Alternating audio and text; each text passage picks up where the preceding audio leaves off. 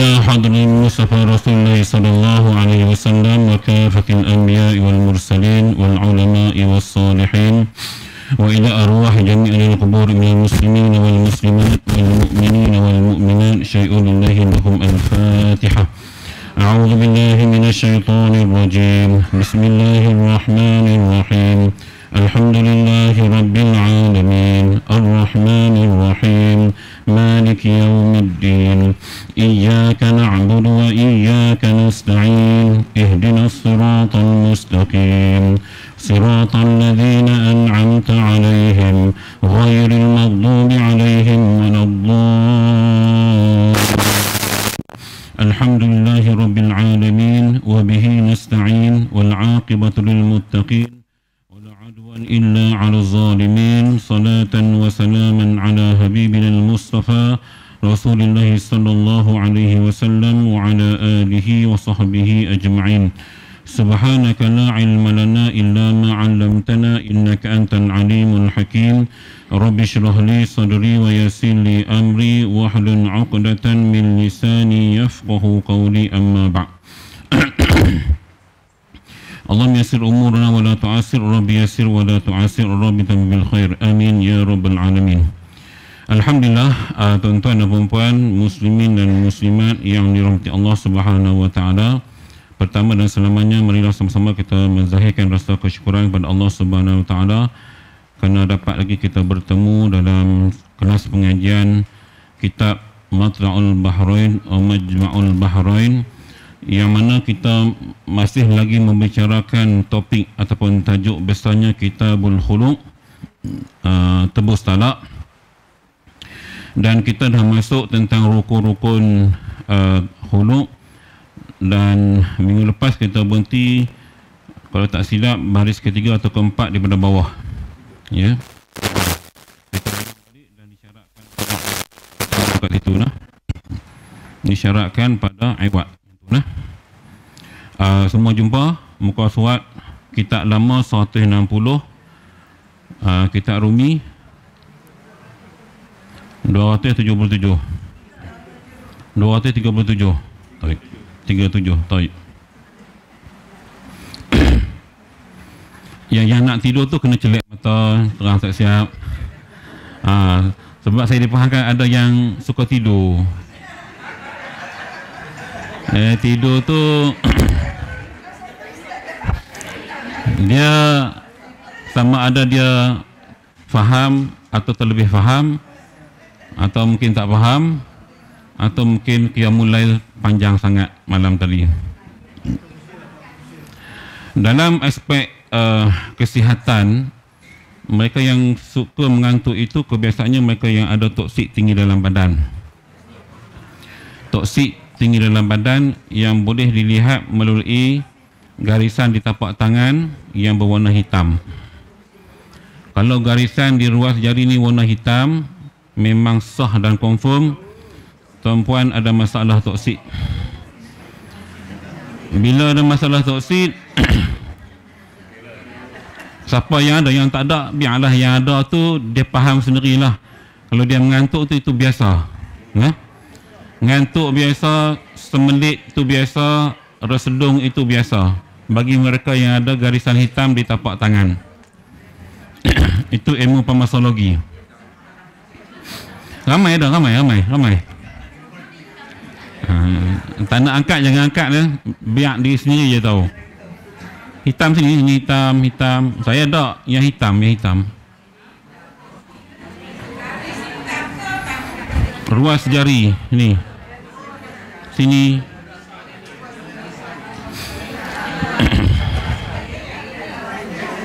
Saya pernah diagnos seorang India, kulit hitam, ni lagi hitam. Dahsyat kehitamannya tu. Pada garisan tu lah ya, pada garisan tu. Okey, itu sebagai pembangkit keceriaan pada pagi ni.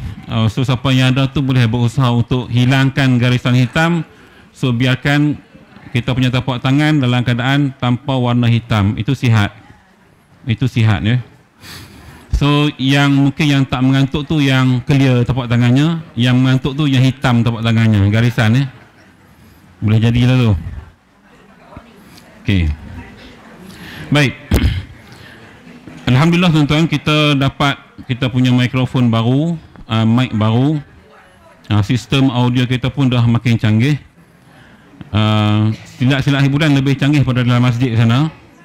So tahniah pada bahagian audio visual kita, Tuan Sarkoji dengan Cik Nizam yang berusaha sebaik mungkin untuk menceriakan lagi bilik ini dengan sistem audio yang lebih jelas dan terang. Okey, so tak payah kontrol, dah disetkan. Kecuali kalau budak-budak main tu, ni setahu saya dia dah setkan semua, so punya pakai cakap je. Kecuali kalau penceramah tu bisu, lainlah. Tak boleh nak cakap ya. Baik. Okey, rujuk kitab. Dan disyaratkan, kita baca 24 baris kelima daripada bawah. Kita ulang sikit. Dan disyaratkan pada iwad, yakni harta penebus itu yang sah dibuatkan isi kahwin. Jadi syarat pada barang yang nak tebus talak tadi, harta yang sah dibuat mas kahwin. Yang tak sah dibuat mas kahwin tak boleh dijadikan sebagai bahan untuk menebus talak. Faham tak? Jadi dalam konteks kita hari ini, yang sah dibuat mas kahwin, duit. Dan kadang-kadang imam menyebut wang tunai RM500 beserta atau dan senaskah Al-Quran, sepasang telekung, sepasang kasut. Ikutlah, kalau banyak, banyaklah. Bila imam sebut atau jurunikah sebut kesemua tu dan atau beserta, bermaksud kesemua itu dikira sebagai mas kahwin. Bukan duit saja tau. Termasuk hantaran tu yang disebut di dalam majlis akad. Baik, sebab kita ada nak bercara bab tu lepas ni. Okey. Pun sama. Sebentuk cincin ke apa benda ke, hak nilai, benda tu nilai, bernilai. Okey. Baik. Maka jika ia khuluk akan dia dengan sesuatu yang fasid. Kalau bini tadi tuan-tuan, dia minta tebus talak dengan laki, tapi dia bagi barang yang fasid. Okey, dia kata barang yang fasid yang dikosotkan dia seperti sesuatu yang majhul dan arak dan bangkai, jatuh talaknya talak bain dengan mahar misil. Lagu ni saya ulang balik bagi faham. Bini tadi dia nak tebus talak dengan laki dia. Jadi mungkin ada isu-isu di antara mereka dua dalam rumah tangga ni menyebabkan bini geram sangat. Bila geram sangat, tak apa, aku bagi duit mahar misil, tapi hak barang hantaran tu dia balut-balut elok-elok, dia buh benda lain. Dia buh benda majhul. Majhul maknanya benda yang tak ada nilai, benda yang rosak, yang jahil ni bodoh lah. Tak tahu dia buh benda apa yang rosak, dia tak sekali. Okay, aku pulangkan balik, ni duit, ini barang hantaran hang. Dia kosak lah, masih dia niat nak kenakan laki dia lah, ataupun saja nak berkenal gitulah kot, tapi dia niat lah, niat. Maka talak tadi jatuh dengan talak bain. Dengan talak bain, talak yang tak boleh kahwin lagi selagi mana isteri tadi tak berkahwin dengan lelaki lain, diceraikan baru dikahwinkan. Kena faham tajuk ni, saya ajak daripada awal. Asal dia talak khuluk ini dikira bain sughra. Bain sughra maknanya dia tak ada rujuk, dia nak menikah kena akad baru. Sebab tu eddahnya lebih kurang sebulan gitu ya, kena akad balik. Dia beza dengan talak biasa. Talak rajai ni dia ada tempoh rujuk 3 bulan.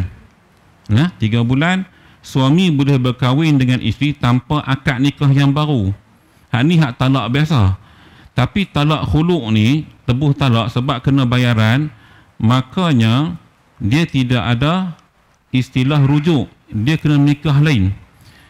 Tapi bila ada niat yang macam bini ni buat kat laki dia, maka dia kira talak bain kubra. Maknanya tak boleh nikah lain melainkan bini tadi nikah dengan laki lain, orang laki-laki lain, dia ceraikan, baru hang boleh ambil balik bini hang. So jangan buat main-main lah. Maknanya kalau nak pulangkan betul-betul, bayar betul-betul berapa. Jangan buat lawak-lawak gitu. Ya, sebab dia punya kesan tu sensitif. Sebab nampak macam main-main, nampak macam-macam nak kenakan balik. Kan hang nak minta cerai, hang nak bayar kat laki hang, satu hari tak apalah. Tapi yang hang pilih hantar benda hantaran yang nak kenakan itu pasal apa? Itu cerita dia lagu tu.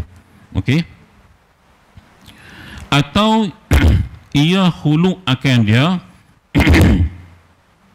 akan suami, dia tu suami, ia tadi bini, dengan aiwat yang fasid, yang rosak, yang tak terpakai, yang tiada dikosakkan, seperti darah dan binatang yang melata pada bumi, maka jatuh talaknya raj'i, kerana seumpama yang tersebut itu tiada dikosakkan dia dengan sesuatu kelakuan.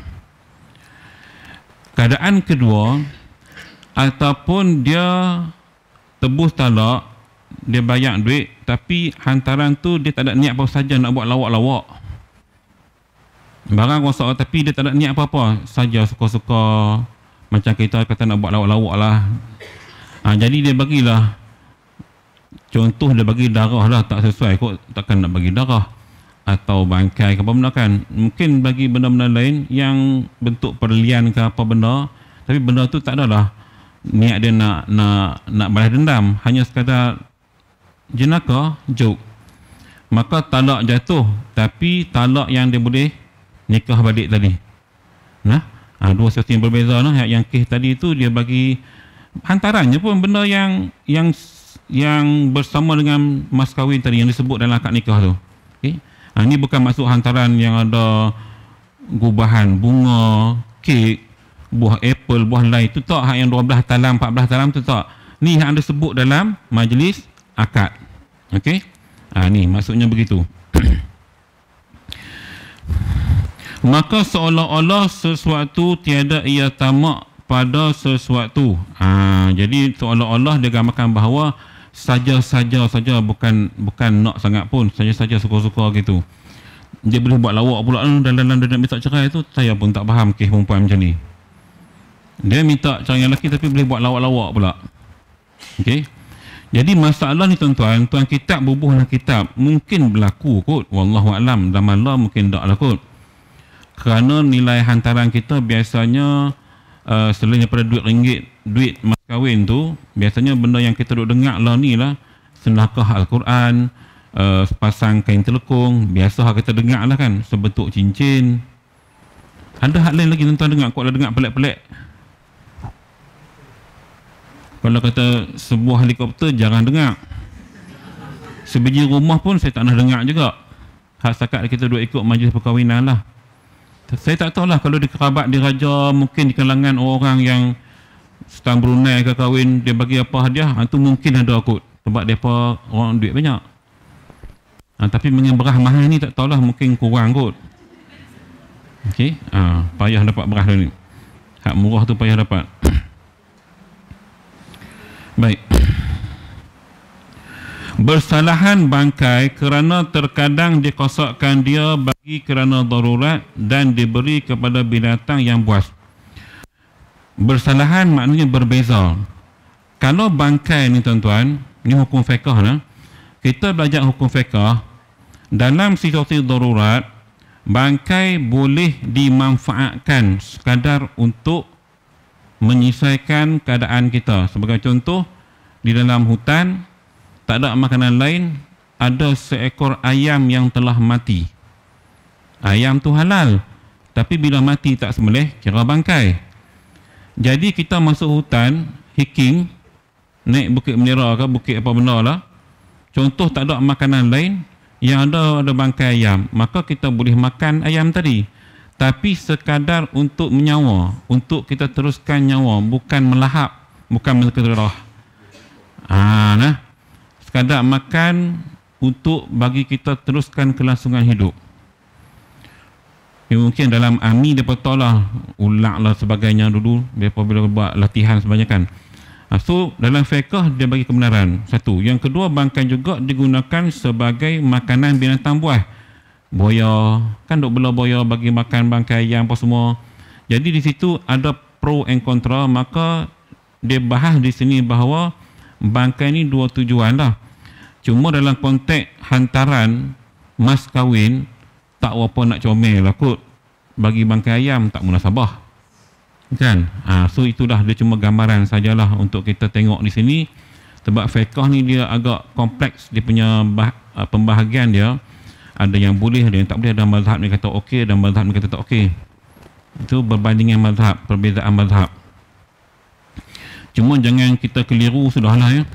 Sebab ni musim maulud ni, musim maulud sekarang tuan-tuan, geng-geng Wahabi memang tak suka langsung maulud-maulud ni. Satu puak. Okay, mereka memang anti maulud, mereka tak suka.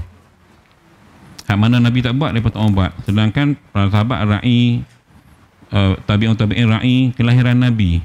Kita apa sambut birthday kita, takkanlah birthday Nabi kita tak sambut. Itu je. Bukan dalam benda khurafat pun, kita cuma berselawat, berarak. Kan? Man salla alayya marrah sallallahu alaihi asyara, kata Nabi. Siapa selawat padaku sekali, dia dapat 10 pahala selawat. Allah selawat kepada dia 10 kali pahala. Jadi komang-komang pun dalam hidup kita tuan-tuan, hak jenis tak mau selawat langsung, at least dia masuk perarakan maulud, dia selawat juga, jadilah tu pun. Ada pahala dia kalau dia mati besok. Malaikat tengok-tengok, oh ada juga hang selawat kat Nabi no, waktu perarakan maulud. Ada juga, jadilah. Kalau hak kaki tak mau selawat lah. Kalau kita hak aja selawat hari, selawat lah. Tu tujuan dia. Ulama' dia buat benda ni, dia nampak. Kurang-kurangnya ulama' kita Nusantara tuan-tuan, dia tak macam ulama' Saudi, ulama' Timur Tengah. Ulama' kita, dia tahu orang Melayu ni perangai lagu mana. Orang Melayu kita ni, kalau kata hang suruh, belum tentu dia akan buat. Tapi dia buat sekali benda yang boleh orang ikut. Macam kita wirid semayang lah. Wirid itu sunat. Dan ada orang petikai di sudut, kalau kita baca kuat, tak boleh. Ulama' kita, dia hajak kita, kalau aku tak buat, makmum takkan buat. Kalau aku tak wirid, makmum kat belakang aku tak akan wirid. Dia akan ikut imam. Jadi ulama' kita susun wirid-wirid itu, okey baca, baru makmum akan ikut. Jadi makmum hak pandai, hak cerdik, dia tak mau ikut tak apa, dia pergi duduk di luar, dia wirid seorang dia. Macam saya duduk buat pagi-pagi tu. Saya duduk di luar ni, saya wirid lah cara saya. Sebab saya tahu nak wirid apa saya nak baca. Tentu nak ikut imam, ikutlah, tak ada masalah. Sebab semua benda itu, kalau kita bacanya ayat Quran, pahala kita dapat. Dalam tu ada selawat, pahala pun kita dapat. Ini mazhab yang diajar Imam Syafi'i dan ulama' Nusantara. Jadi kalau siapa yang duk hina ulama', ada pandangan-pandangan yang duk peleceh ulama', memang teruklah orang tu. Dia tak nampak jasa ulama' pada kita hari ini. Baik. Dan harus bagi laki dan isteri, laki bini lah, berwakil pada khuluk. Maknanya pihak suami dan pihak isteri boleh memasang wakil. Dalam bahasa kita hari ini, lawyer. Laki bini tak pergi mahkamah, yang pergi lawyer, peguam syar'i, mewakili plaintiff sekian-sekian, yang ni mewakili plaintiff sekian-sekian. So bercara, wakil lah tu. Okay? Kita lama kata wakil, orang persorangan, tapi zaman hari ini kita kata lawyer lah. Baik. Maka, ini masalah berlaku. Jika diqadar oleh suami bagi wakilnya akan harta penebusnya,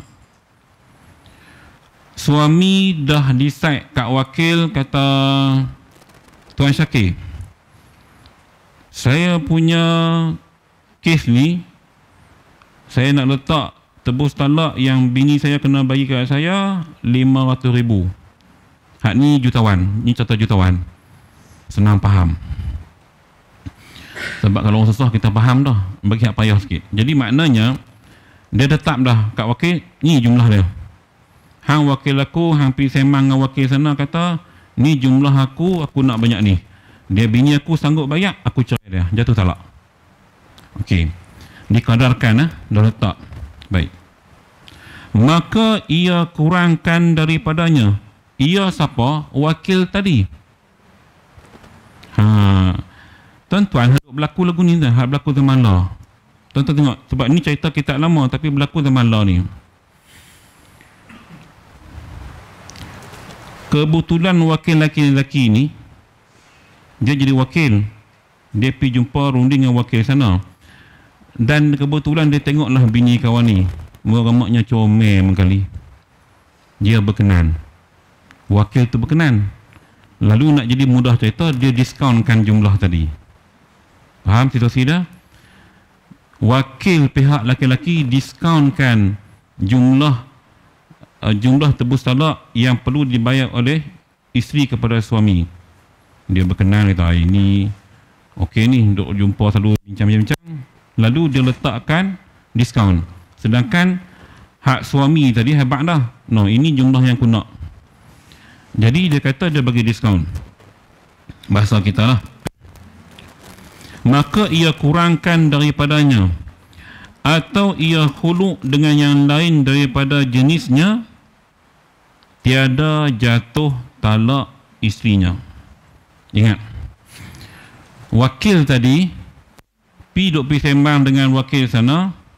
So bila dia nampak kenan ke apa benar, ataupun dia nak ambil untung ke apa benar ke, dia bagi diskaun ataupun dia tukar. Lah ni tak payah banyak duit lah, kira apa-apalah rundingan yang dia buat, bagi tanah ke, bayar kereta ke apa benar kan. Contohnya, maka talak tak jatuh. Sebab apa? Salah. Dia lain jenis. Ni kalau wakil-wakil. Jadi kena fix. Sebab tu di mahkamah kena bercara. Lawyer akan tetapkan ini. Pihak plaintiff, anak guam saya telah tetapkan bahawa jumlah tebus talak yang pihak puan perlu membayar kepada pihak plaintiff saya, okey, 3,000 atau 5,000. Yang saya cerita minggu lepas tu 50,000 kan, hak kes di Meruah Persekutuan tu. Jadi ini jumlah yang tetapkan. Jadi yang wakil tadi, lawyer tadi, dia tidak boleh sembarangan mengurangkan walaupun diminta oleh pihak sana tanpa persetujuan daripada pihak laki-laki. Kalau dia kurangkan, talak tak jatuh. Sebab kes khuluk ni tuan-tuan, yang sebutan sirah itu, lafaz itu, dia berlaku bila mana benda tu dah dibayar kepada suami tadi, baru boleh lafaz. Jadi bila tak kena dekat teknikal, maka tak jatuh. Walaupun dia lafaz, tak jatuh. Sebab teknikal. Isu simple je tu. Okey. Baik. Teruskan kita tengok. Tiada jatuh talak isterinya kerana ia menyalahi akan dia. Ia tu siapa? Wakil tadi. Menyalahi akan dia suami tadi. Dia sudut syarat tu. Ini jauh lama ni tentang bila kita baca tu dia banyak ia dia. Itu je dia punya ganti nama banyak. Dia tak peduli dia tu menyawa tak menyawa, tak ada. Kita belajar BM lain. Kan? Jodoh bilangannya dan sebagainya tu lain. Dalam kitab jauh lama. So kita baca kena faham. Seperti barang yang pada bai', pada bab jual beli di sana, dia buat contoh sama macam hukum jual beli. Kita mengaji hari itu tuan-tuan, 4 tahun sudah, bab jual beli. Bila kita hantar wakil, kita dah habak dah, kata aku ni hang juru jual, aku nak jual harga ni. Harga ni aku mahu harga ni. So hang kena pergi bincang dengan dia, ni je harga yang aku nak. Bawah tak boleh, tak sah lah. Contoh dia buat contoh jual beli. Bersalahan, berbeza jika ia memendekkan atas kadar itu atau dilebihkan atasnya, dan jika lain daripada jenisnya sekalipun, kerana ia mendatangkan dengan yang diizinkan padanya dan menambah ia akan kebajikan pada yang keduanya. Jadi dia kata berbeza kalau diizinkan oleh pihak suami tadi. Dia lantik wakil, okey hang pi bicara, pi sembang dengan depa. Aku tak kisah sangat berapa nilai depa sanggup bagi. Hang nak tukar dengan apa benda pun hang punya suka, aku izinkan. Tu tak apa. Jadi wakil lawyer tadi pi sembang dengan lawyer ni lagu ni lah. pihak suami pun nak selesai dengan cara cepat. Jadi berapa hampa sanggup bayar, hampa bayar je, tak ada masalah apa. So bila pihak isi bayar aja, talak tu walaupun dia secara niat dah berlaku jatuh talak. Cuma lafaz perlu diucap di depan hakim lah. Itu syarat dia. Dia bayar je okey. Jadi maknanya di sini peranan wakil tadi dia tak boleh sewenang-wenangnya menambah atau mengurangkan, tetapi kalau ada izin pihak suami tadi bagi 100% kat dia, runding lah lagu mana pun janji jadi. Janji aku dapat duit. Sebab dia nak duit. So tuan-tuan, bila kita lihat keadaan ini nampak seolah-olah macam cerai biasa ni payah bila ada kaedah ni. Sebenarnya dia kalau boleh buat cara cerai biasa itu lagi baik sebenarnya. Bila cara tebuh talak ni dia proses agak rumit sebab melibatkan bayaran, jenis minta duit. Tapi nak buat ke mana? Kadang-kadang berlaku hari ni masyarakat tuan-tuan, bila mana bini dia ni dah tak ada ni dengan lelaki lah, dah tak boleh hidup bersama, dah tak berkenan, tak cinta dan sebagainya, dan kebetulan bini ni pula ada pula orang lain. Orang lain ni pula mungkin kaya raya. Kita akan jumpa bab tu lepas ni. Maknanya wakil pihak perempuan pula dia tak kisah laki-laki minta banyak mana, aku bayar je, janji aku dapat bini hang. Banyak tuan-tuan berlaku lah ni, terutama di kalangan orang yang yang berlabel-label VIP ni. Sungguh kes-kes yang berlaku dalam masyarakat kita hari ni. Bayar tak kisah, sign check bagi, janji hang cerai aku. Janji aku dapat duduk dengan orang yang aku nak. Sebab apabila Islam itu hanya pada nama ni, tanda akhir zaman, bila Nabi sebut la yabqa minal islami illa ismuhu. Antara tanda-tanda akhir zaman tidak kekal pada agama itu kecuali nama saja Islam. Praktikalnya tak ada, penghayatannya tak ada. Ni hak berlaku zaman kita lah hari ni. Bila seorang bukan Islam mentafsirkan ayat Quran, ni ada sedikit isu politik tapi ada kait agama. Tuan-tuan, kita nak terjemah, saya walaupun saya bidang tafsir di UAE, bidang tafsir, bermaksud saya mengaji kitab tafsir lah. Tafsir Jalalain, tafsir Al-Maraghi, banyak tafsir saya mengaji. Tapi hingga hari ni saya tak berani nak tafsir ayat. Sebab tuan-tuan, nak tafsir ayat Quran ni kena orang yang betul-betul ahli dia. Hak duk mengaji di luar negara semua tuan-tuan, banyak pelajar kita bidang fiqh, usul fiqh, bidang syariah. Bidang tafsir tak banyak, bidang qiraat banyak. Macam Ustaz Don Daniel, dia bidang qiraat, bidang lughah banyak. Bidang tak ramai. Sebab antaranya nak kuasai tafsir Quran, awak kena fluent Arabic. Bahasa Arab kena kemah betul. Setakat saya mengajak baca terjemahan saja, hurai sikit-sikit itu boleh. Tapi nak keluar pandangan semua kena rujuk kitab tafsir. Yang bukan senang. Tapi bila ada orang bukan Islam pergi pandai-pandai buat lagu tu, orang Islam kena marah sebab dia tidak ada autoriti untuk bercakap soal ayat Quran. Ini contoh ahli parlimen DAP yang baru ni. Heboh. Sebagai orang Islam, kita kena menentang benda ini. Kita pun tak berani nak hurai Quran, mereka senang hurai. Tak boleh selalu mempermain-mainkan. Okey? Yang memang ayat Quran. Jadi, isu ni kena ambil maklum. Sebab tu tuan-tuan nak mengaji, tengok YouTube ke mana-mana, tengok dulu penceramah tu siapa, nilai betul-betul. Jangan mudah terima maklumat. Bila medsos ni terlalu mudah kita capai atau kita dapat, kita kata apa, Google dia dapat mudah, takut kita terjebak dengan ajaran yang salah. Macam-macam lah ni, pelik-pelik ni akhir zaman ni. Oh, rupanya boleh lagu ni, kita dah mula confuse kan. Jadi kita kena rujuk tuan-tuan, kalau rasa confuse tanya, kita bincang dalam ni. Okey, apa yang boleh saya jawab lah.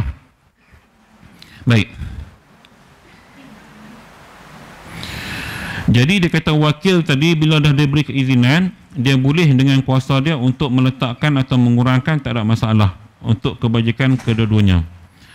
Atau diitlakkan oleh suami, yakni tiada dikadarkan dia, maka dikurang oleh wakil daripada mahar misil, jatuh talak isterinya dengan mahar misil. Jadi maknanya, katalah suami dia hantar wakil dan dia tak letakkan berapa nilai, hampir sembang dengan mereka berapa saja, aku setuju saja. Lalu bila dah perempuan setuju, sanggup bayar banyak ni, wakil berkata okey kami terima, maka jatuh talak. Hak ni paling senang berurusan. Pergi mahkamah untuk sebut lafaz saja untuk dokumentasi. Okey. Jadi boleh ya, maknanya sekarang tuan-tuan, kalau susah cara-cara biasa, guna cara ni lah, tebus talak, bayaran balik. Zaman lah tak ada duit beli beras ni, orang sanggup buat apa saja. Muhammad minta cerai no, ada duit, bagi aku, tak ada duit beli beras, boleh lah. Contoh, maknanya boleh berlaku benda begitu. Orang tak ada duit tuan. Cara yang boleh berlaku dengan sebab tak ada duit.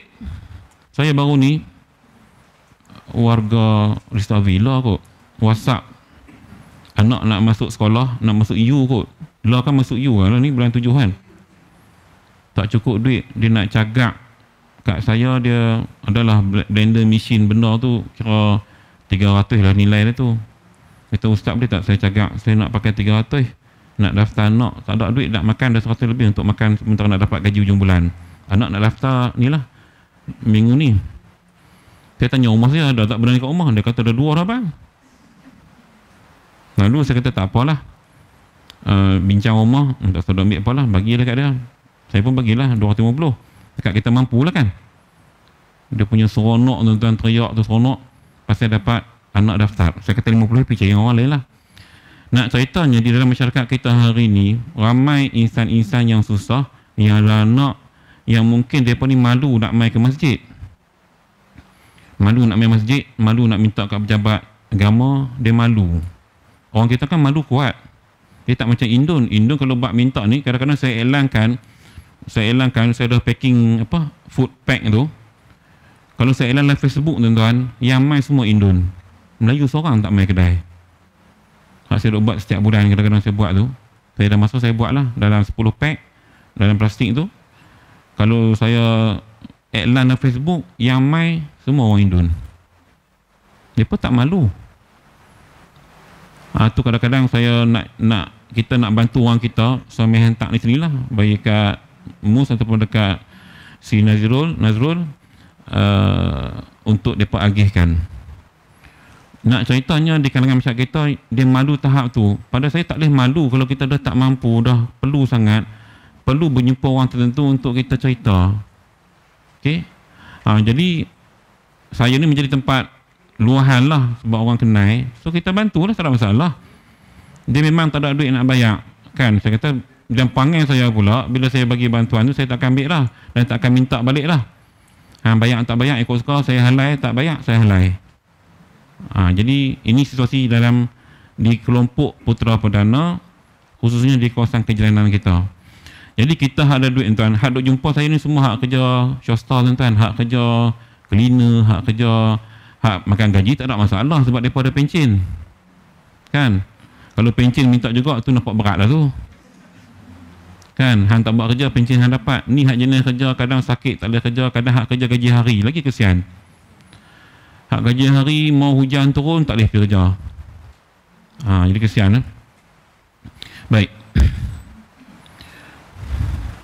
Atau dikadar oleh isteri. Okey, sekarang tadi cerita laki letak nilai, letak syarat kadar. Sekarang pula kes bini pula.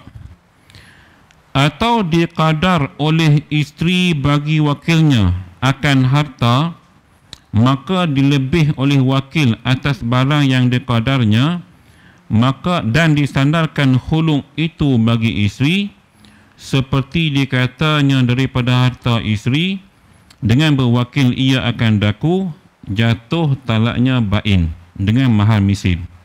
Baik. Kalau bini, ingat dia, bini diqadar oleh isteri, isteri meletakkan Ni saya rasa macam terbalik lah. Patutnya suami letak, tapi ini jenis bini kerah kepala, aku letak juga. Aku banyak ni aku boleh bagi. Syarat lah. Banyak ni aku boleh bagi kat hang, kat laki dia lah. Maka dikurang oleh wakil. Bini hantar wakil, laki hantar wakil sembang, dan wakil bini ni bagi kurang.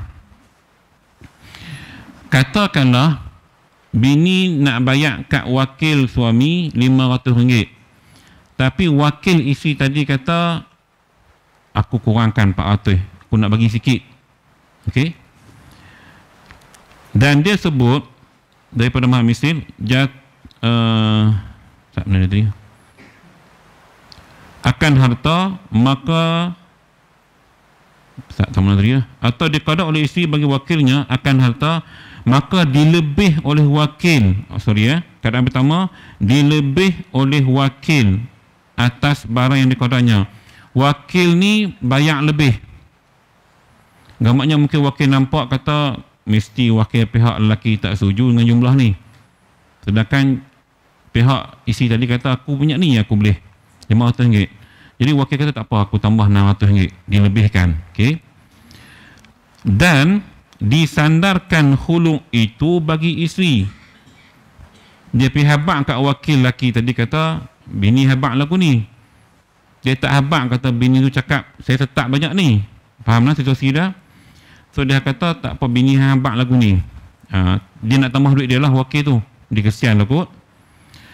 Seperti dikatanya daripada harta isteri. Nak sebut tak apa ni duit bini hang. Okey, aku nak bagi lebih ni duit bini hang. Dengan berwakil ia akan daku. Dia wakil kat aku, suruh sebut macam ni. Dia sembang je pun, benda tu tak betul pun. Okey. Jatuh talaknya bain. Dan dia tak sama hak yang tadi, hak wakil lelaki, tak jatuh talak. Hang bohong sikit tak betul syarat. Tapi kalau hak yang perempuan, dia kira jatuh talak. Sebab apa tuan? Sebab nilai itu ditentukan oleh pihak suami sepatutnya. Bila isteri letak nilai, tak kenalah. So bila ada kurang atau lebih, maka talak kira jatuh. Okey, talak dikira jatuh. Baik. Jatuh pula talak bain. Sabar je lah. Kerana, nampak ya? Kerana fasid musammanya. Kerana nilai mahar tadi telah pun rosak. Hak bini banyak ni, tiba-tiba wakil pergi ubah. Okey? Jika rosak, talak jatuh ya. Atau dia kata keadaan kedua, disandarkan oleh wakil akan khuluk bagi dirinya, seperti dikatanya daripada hartaku, nescaya lazimlah akan wakil itu musammanya, yakni yang disebutnya. Baik. Keadaan kedua, wakil pihak setuju, bini dia dah wakil dekat wakil ni, jadi wakil ni pergi kata everything saya handle, nilai berapa ke apa semua ni saya punya harta, saya punya duit. Hak ni yang berlaku dalam masyarakat kita hari ni tuan-tuan. Bila ada orang ketiga main peranan, sehingga isteri tadi dah berkenan dengan orang ketiga dan dia nak minta cerai dengan lelaki dia, dan dia sanggup bayar berapa, dia tak bayar, yang bayar ni boyfriend dia. Ni hak berlaku lah ni. Ni contoh ni. Jadi boyfriend dia kata, wakil lah, dia guna lawyer lah. Berapa sana minta, hang bagi je. Janji dia cerai. Ni hak berlaku lah ni. Yang orang hak berduit pergi ambil bini orang. Okey. Nak cerai cara tu tak boleh. Bayar lah. Jadi dia duit banyak. Dia nak minta berapa pun, mungkin perempuan ni tak mampu. Tapi Pak Wu dia mampu. Boyfriend dia. Boyfriend tua. Ni cerita semua hak tua-tua ni. Cerita nak bini orang ni cerita tua. Hak muda tak mau bini orang. Dia baik-baik dia nak darah.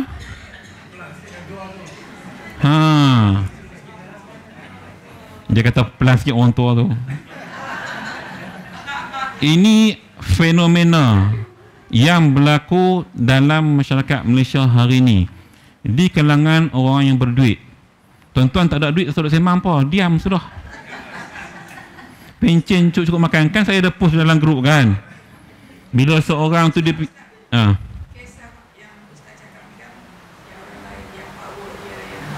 Masa saya kecil-kecil, banyak cerita ni Okay. di kalangan raja-raja.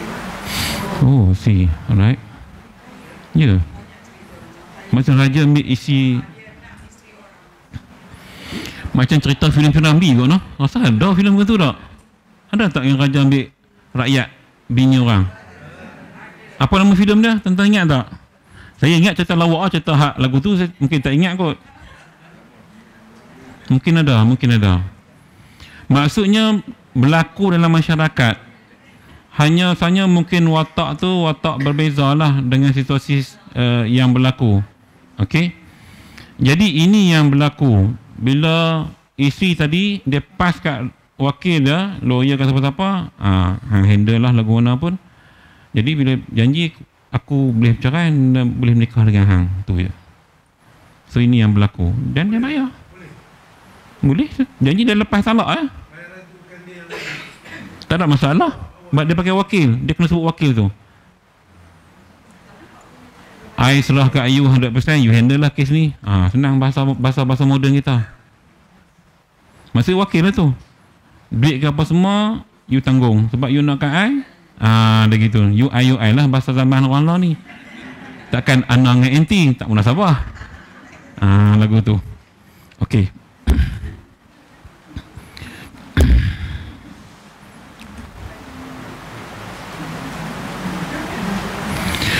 Diitlakkan oleh wakil mana tadi? Okey. Nescaya lazimlah akan wakil itu musamanya, yakni disebutnya atau diitlak oleh wakil tiada disandarkan khuluk bagi isteri dan tiada baginya, maka demikian juga melazimkan wakil itu musamanya.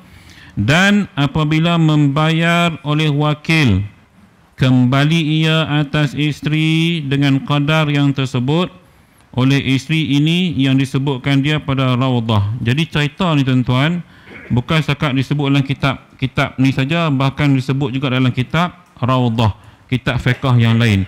Isu yang melibatkan wakil yang diserahkan urusan itu pada wakil 100%, termasuk penetapan kadar, pengurangan atau perlebihan.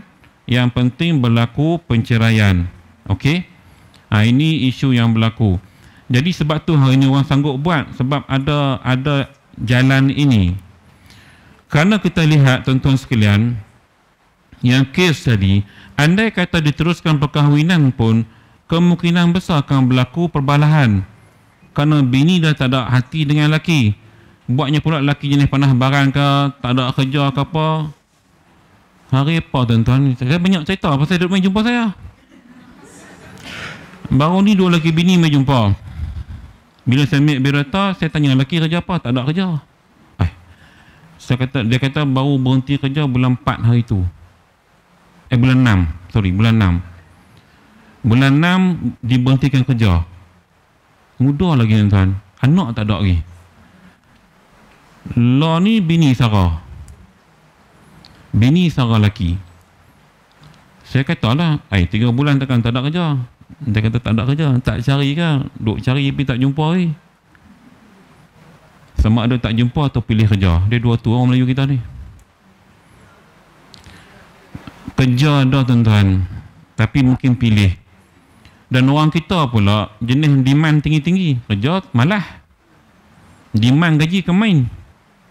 Ini isu yang berlaku. Jadi banyak benda yang saya lihat berlaku depan mata. Saya bayangkan kalau dah 3 bulan lelaki tak kerja, bini duduk sara, bini boleh sabar ke? Tu cerita. Nasib baik Allah Ta'ala tu maha adil tuan-tuan. Kenapa saya kata maha adil? Banyak benda kes saya jumpa, bila lelaki tak ada kerja, suami sara, anak tak ada. Dia jadi lagu tu. Allah bagi hikmah, tak ada rezeki anak kat mereka ni. Saya kata kat mereka, kalau Allah bagi hampa anak, lagi teruk hampa kena hadapi kehidupan. Pasal haki hang tak kerja, hang kerja. Mujak Allah tu tahu hikmah dia, Allah tak uji hampa, Allah tak bagi hampa anak lagi. Jadi oleh hampa dua boleh cari makan lagu mana pun, boleh hidup makan lebih kurang kan. Nampak tak hikmah? Allah takdirkan pada kita itu, dia ada hikmah. Sebab itu kita kena redha dengan takdir. Allahumma inni as'aluka ridhaka wal jannah. Doa yang kita kena baca ni, minta redha. Ini hikmah dia yang kita kena faham. Sebab tu jangan salahkan takdir. Allah buat cukup cantik. Semalam saya ajak subuh Ahad baru ni, saya kuliah subuh di Masjid Ibn Abbas Kuala Lumpur. Saya cerita simpul. Saya kata Imam Ghazali dia ajak umat Islam berfikir dengan sejenis buah, iaitu buah delima. Dia suruh fikir dan dia buat satu tamsilan di situ. Dia kata, perasan tak kita, dia kata, bijaknya Allah buat buah delima, dia susun cantik aja. Hak merah tu kan. Kemudian diselang-seli pula pembahagiannya dengan hak pulur putih tu. Kan? Kemudian ditutup pula dengan kulit yang tebal. Imam Ghazali habaq keajaiban, keindahan delima ini menjadikan delima adalah salah satu buah yang ada dalam syurga. Ibnu Abbas kalau dia makan buah delima, tuan-tuan, dia tak akan share dengan orang lain. Ni perangai Ibnu Abbas. Hak makanan lain dia share, delima dia akan makan sebiji. Dia kata, aku tak pasti biji mana yang akan aku makan ni menjadi benih dalam syurga nanti. Dia nak masuk syurga kan? Ibnu Abbas ni orang hebat lah, orang cerdik. Anak Sayyidina Abbas. Jadi nak ceritanya tentang delima yang menjadi buah dalam syurga. Hebatnya Allah cipta, ada hikmah dia.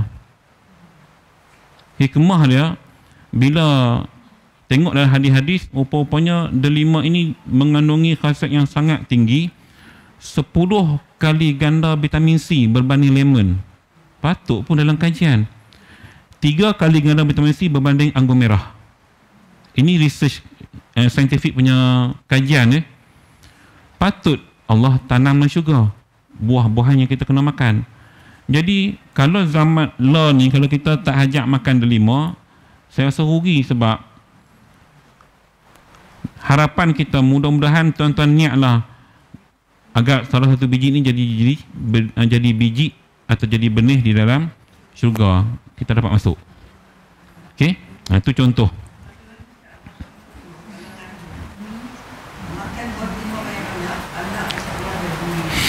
Kulitnya, yes, kulitnya cantik.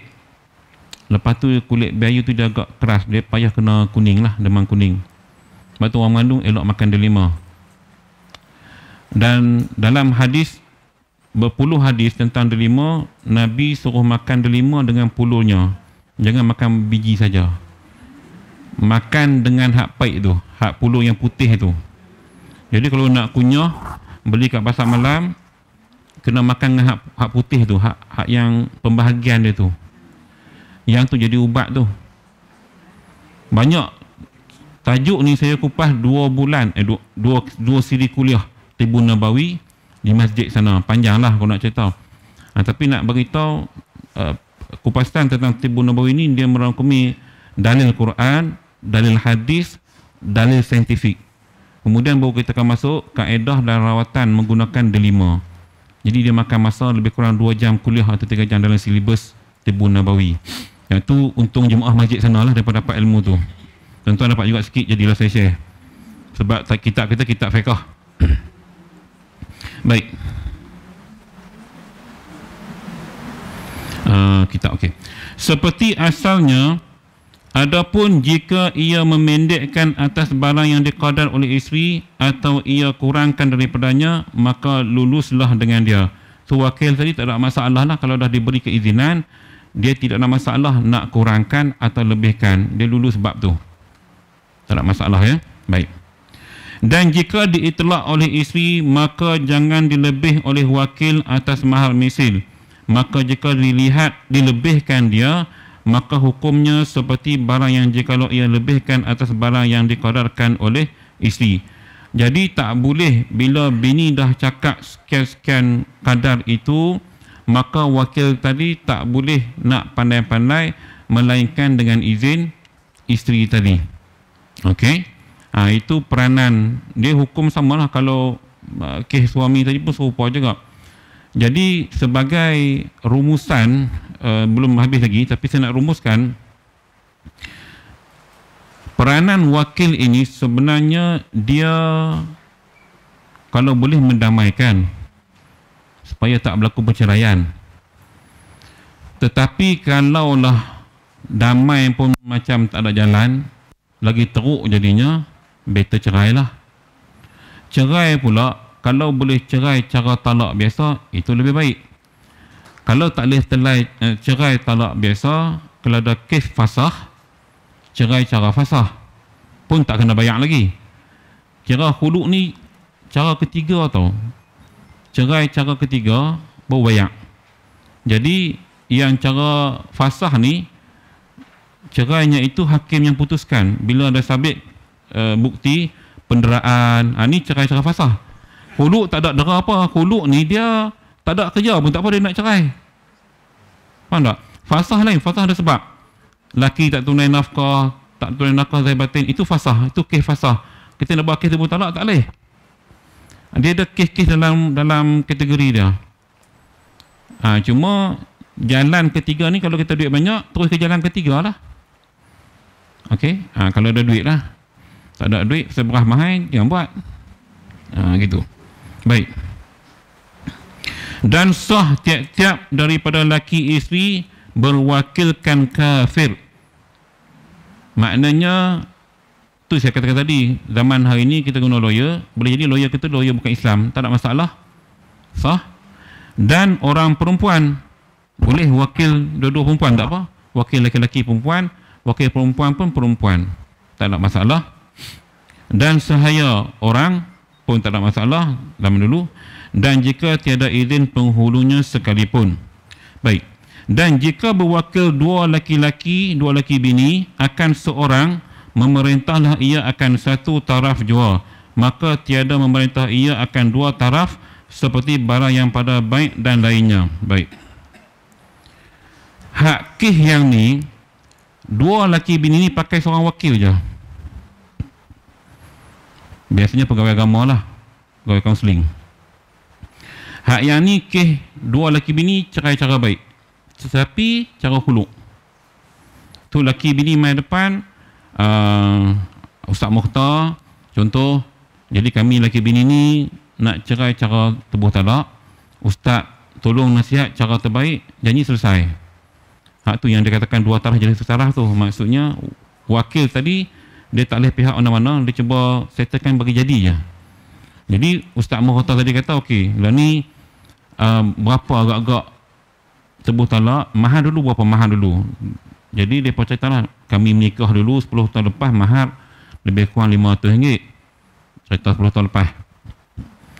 Jadi hakim ataupun Ustaz Mukhtar nilai, okey kalau gitu law ni mungkin dah naik nilai dah, kalau 1,000 agak-agak puan boleh bayar tak kat lelaki 1,000? Bini kata boleh. Okey, dia bayar je, terus boleh lafaz talak, talak jatuh lah. Hak ni hak guna wakil, laki bini guna seorang wakil, maksudnya cara depan lah, wakil bukan hakim ya, wakil. Jadi dia tolong damaikan cara baik, lepas cara baik nak bayar. Jadi kalau kita ikut logik lah, kalau dah laki bini baik gitu, baik cerai cara yang rajai tadi, boleh rujuk balik, kok ingat balik kisah lampau kan. Kalau cerai cara ni, cerita baru kena akad nikah, kena mahar baru pula, mujak tak kena khitab, tak kena minang, dia cuma boleh akad nikah gitu saja. Okey. Jadi itu lebih kurang sebab sikit tajuk kita. Minggu depan kita akan sambung tentang lafaz, iaitu sirah. Ya, iaitu sirah. Jadi lafaz macam mana yang pihak suami boleh sebut pada bini, sama ada lafaz kinayah ataupun lafaz sarih. Wallahu a'lam. Kita jumpa lagi pada minggu depan. Aku lakukan wa astaghfirullahaladzim wa li wa lakum. Wassalamualaikum warahmatullahi wabarakatuh. Bismillahirrahmanirrahim. Alhamdulillahi rabbil alamin. Wassalatu wassalamu ala asyrafil anbiya wal mursalin wa ala alihi wa sahbihi ajma'in. Allahumma barik lana fi asma'ina wa absarina wa qulubina wa arwahina wa kulli a'dha'ina في نفسنا وذرياتنا وتب علينا إنك أنت التواب الرحيم اللهم ارحمنا بالقرآن العظيم واجعله لنا إماما ونورا وهدى ورحمة. اللهم ذكرنا منه ما نسينا وعلمنا منه ما جهلنا وارزقنا تلاوته آناء الليل وأطراف النهار واجعله لنا حجة يا رب العالمين. ربنا آتنا في الدنيا حسنة وفي الآخرة حسنة وقنا عذاب النار. وصلى الله على سيدنا محمد وعلى آله وصحبه وسلم والحمد لله رب العالمين. سبحانك اللهم وبحمدك أشهد أن لا إله إلا أنت أستغفرك وأتوب إليك. بسم الله الرحمن الرحيم. والعصر إن الإنسان لفي خسر إلا الذين آمنوا وعملوا الصالحات وتواصوا بالحق وتواصوا بالصبر.